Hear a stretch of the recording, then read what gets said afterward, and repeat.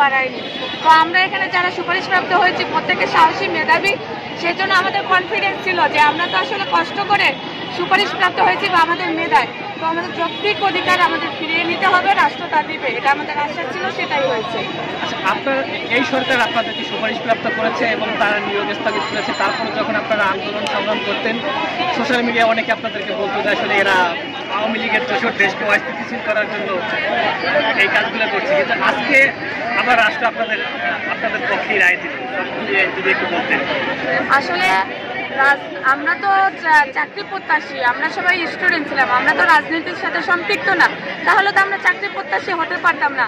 এখন অনেকেই অনেক বাজে কথা বলবে, যেমন আমি জুলাই বিপ্লবে অংশগ্রহণ করেছি, আমি যখন বাসায় গিয়েছি সবাই আমাকে বলে তোদের সরকার তোদের চাকরি কেড়ে নিয়েছে। তো আমাদের সরকার আমাদের চাকরি কেড়ে নেয় নাই, একটা কুচক্র আমাদের আসলে সরকারের সাথে বা সরকারকে কিংবা আমাদেরকে বিতর্কিত করতে চেষ্টা করেছিল, আমাদের সরকার তা হতে দেয়নি, আমাদের ন্যায্য অধিকার আমাদের ফিরিয়ে দিয়েছে।